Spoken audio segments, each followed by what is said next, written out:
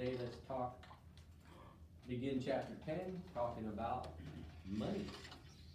I like that. I have a problem. I like my iPad a lot. Yeah, personal problem, sounds like to me.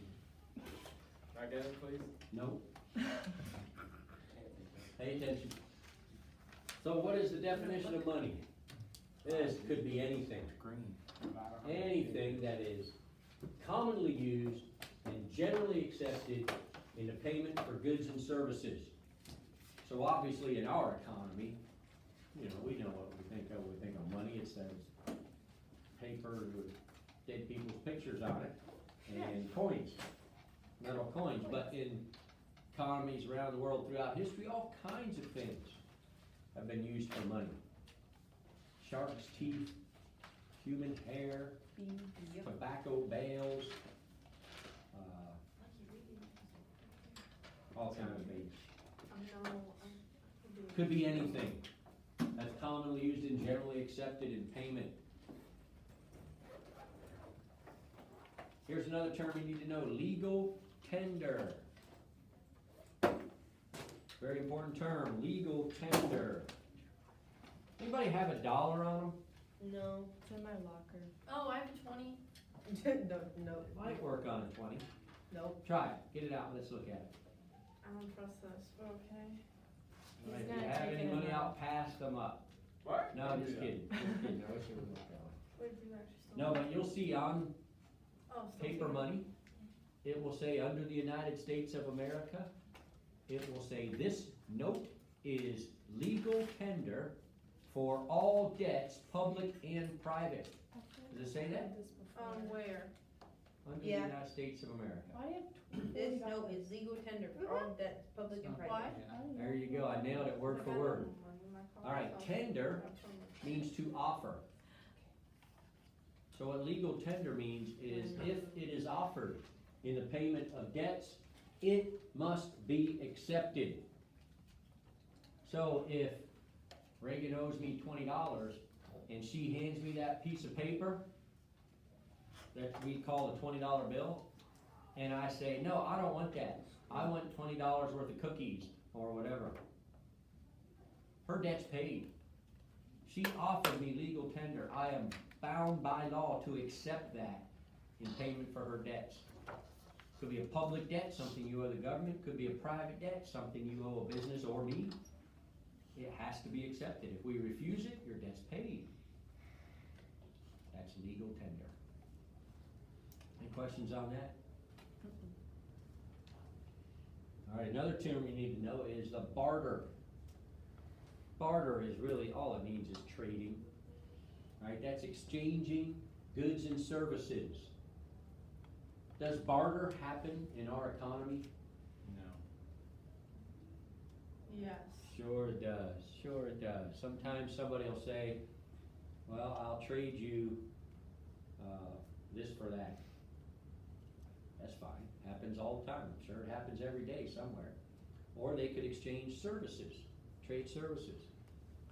Like maybe my car broke down and my neighbor might happen to be a mechanic. And maybe he has an 8-year-old boy who wants some hitting lessons or something. I happen to be a baseball coach and we might make a deal. I'll give your boy hitting lessons if you fix my car. Did any money exchange hands? No. No, we bartered. But it's not. That's fine, that's legal, it happens a lot. It happens in our economy a lot. Nothing wrong with that, but you can't base an economy on barter. That's what we're getting at. You can't base an economy on that because it is so inefficient due to a slim chance of a double coincidence of once. I mean, what are the chances that what I want, my car fixed, and what he wants, hitting lessons for his kid, are exactly the skills we have to offer, and we might have worked out in that situation, but you can't base a whole economy on that. That's why there has to be something that is money in a well-developed economy. Barter is fine, barter happens, there's nothing wrong with it, but you can't base an entire economy on it. Alright, we wanna go out to eat, go out for dinner, we want someone to cook us our meal and serve us our meal. We wanna pay with money, we don't wanna say, them to say, well, you can have this meal if you stay and wash the dishes or whatever, right? We wanna just pay with money and be on our way. So nothing wrong with barter, you just can't base an economy on.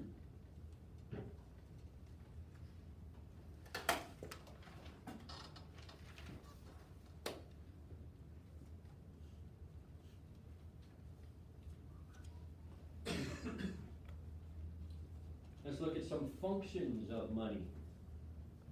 Money is a means of payment. We already kind of established that, right? If you owe a debt and you give somebody enough money, that's paid. It's a means of payment. It's a common and consistent measure of value. All right, when we say $20, we all have an idea what that means, right? Mhm. We have an idea of what we can get with $20. What the limits of that are. Common and consistent measure of value. Another function of money is it stores purchasing power. Right, Reagan has that $20 in her pocket. She's not buying anything right now. Why would she have $20 in her pocket? Because she's storing it. She has the power to purchase something later on if she wants to, right? So in the meantime, she's gonna hold on to that. She has that purchasing power stored in that $20 bill.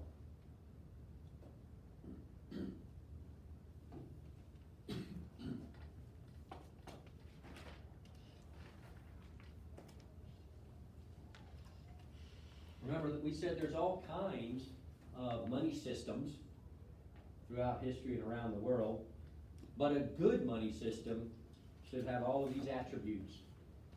A good money system should be convenient and durable. How about our money system? Is it convenient and durable? No. It is very convenient. It's easy. You just fold up that paper, put it in your wallet or a billfold. Coins. Convenient, portable, carry some around in a coin purse or your pocket. And durable. Yep, coins are very durable, in fact. Without even looking, I can almost guarantee that there's a coin in this room older than you. Probably a coin in this room older than me. Now, that's really durable. Lasts that long. Because they last for decades, right? Paper money without looking, I can almost guarantee you there is no paper money in this room even close to as old as you. Not that durable, but it is pretty durable. While the average coins last decades, an average dollar lasts, I should say, about a year and a half before it wears out, and then it gets exchanged for a new one. But that doesn't mean it's not durable enough, right? I mean, have you ever left some money in your pocket and ran it through the washing machine? Yeah. Still comes out and spends pretty good, doesn't it? Mhm. Spends just as good. Guess that's what they call money laundering. I'm not sure. That's funny. A good money system should be divisible. 5, 10.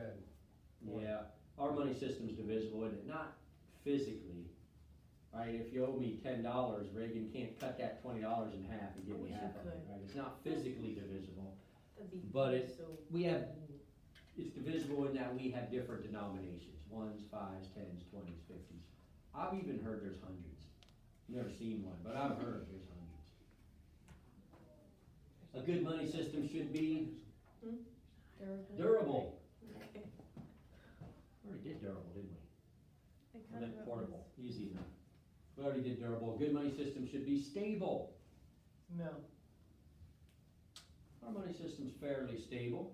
In other words, it maintains its value. Now, not over the long period, right? We know that $20 when your parents were seniors in high school went a lot farther than $20 does for you as a senior in high school, but still, at least in the short term, our money system's pretty stable. $20 is $20, and it's gonna be $20 tomorrow and next week and next month. Alright, so, we have a pretty good money system, but not all money systems meet all these attributes. If you read your textbook, you know the island of Yap, some island in the South Pacific somewhere. they used large, round stone wheels as money. Not very convenient or portable. Could you imagine the lunch line if we all had to roll up these stone wheels in through the lunch line? Be really inconvenient. Not very divisible. You chip off a little piece of the stone wheel, right? Very durable. Gotta give them that.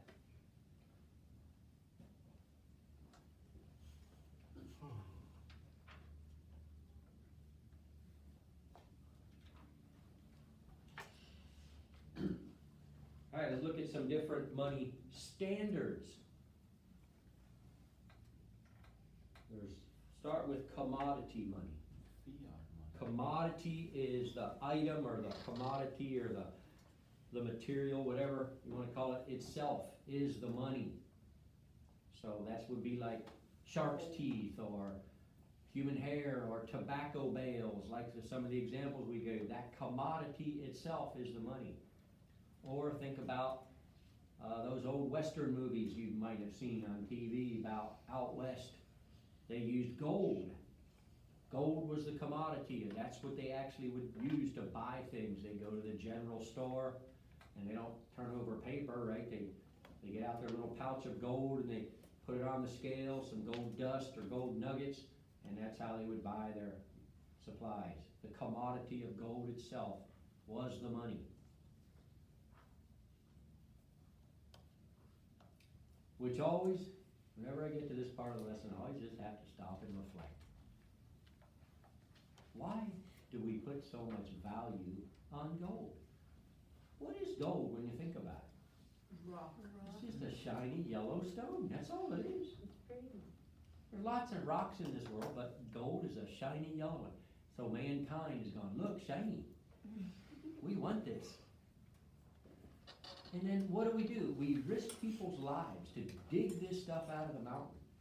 We tunnel into the mountain, we use dynamite, everything else to mine the gold out of the mountain. And then we turn around, what do we do with it? We put it in Fort Knox, we bury it in a mountain. So we kill ourselves to dig it out of a mountain so we can bury it in a mountain. God's gotta be up there going, Well, it's an why did I have to accessible make mountain. this shiny yellow stone? They're going crazy over this thing. It's pretty. And there's examples in the Old West of gold seekers getting killed by Indians, and they steal their pouches of gold, little leather pouch filled with their gold, and the Indians dump the gold out and keep the leather pouch. Because they just a bunch of yellow stones, what do I want with that but a leather pouch? So you could use that for something, right, and keep stuff in there. And we think the Indians might have been dumb, but when you think about it, what is so special about a yellow stone? I don't know. She just called me dumb. But anyway, that's commodity money. Representative money. That's where we issue pieces of paper that represent the commodity that's held in store somewhere. Right? Eventually, back in the Old West, they got tired of carrying gold around. So they would let someone hold the gold, and that someone would issue them little receipts. $1, $10, $20. So this piece of paper represents $20 worth of gold. You could turn it in, you could redeem it and get $20 worth of gold with that. So then you can use that to buy your goods.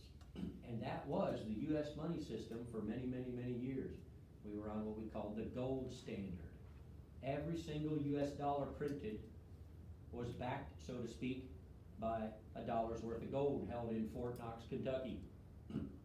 So the only way we could expand our money supply would have been to do what? Get more gold? Yeah, discover more sources of gold. Put it in Fort Knox, then we could print more money. Because it was representative money, we were on the gold standard. And then as years went by, gradually, little by little, we got off the gold standard.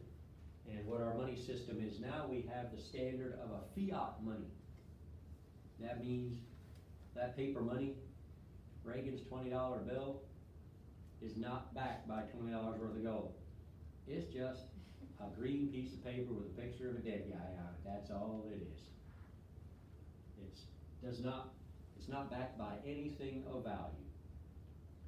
Which then begs the question, what gives our money value if it's not representing anything of value? Well, there is an answer to that.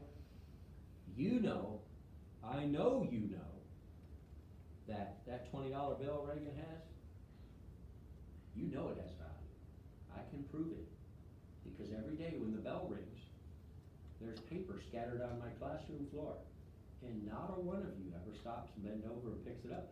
You just step on it, and step over it, and run out the door. But you know what I've never found? I've never found any of those green pieces of paper with pictures of dead people on it.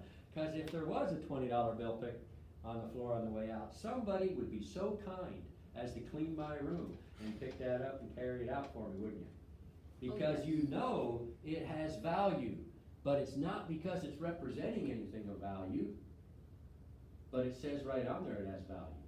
It must be accepted if you offer to pay something for it. Why must it be accepted? It says so. It's what? Illegal, tender. Legal tender. It says right on there, it's legal tender. So you know that you could take it up here to the Circle K after school and get a Polar Pop. Alright, you hand them a $1 bill, they'll give you a nice cold soda. Alright, you pick up a piece of notebook paper on the floor and run it up there and offer them that, and they won't give you any soda, they'll laugh at you. But that other green piece of paper, they have to accept that, because it's legal tender. So that's what gives it value. The other thing that gives it value is the limited quantity in existence. There's only so much paper money out there, right? I mean, there's lots of it, but there's only so much. Compared to pieces of notebook paper, there's an endless supply of that, so, I guess not endless, but doesn't have any value, because it's so plentiful. Whereas dollar bills, $20 bills, there's only so many, so the limited quantity gives it value. The fact that it's legal tender gives it value, despite the fact that there is nothing of value backing it. That's what fiat money means. Any questions on that?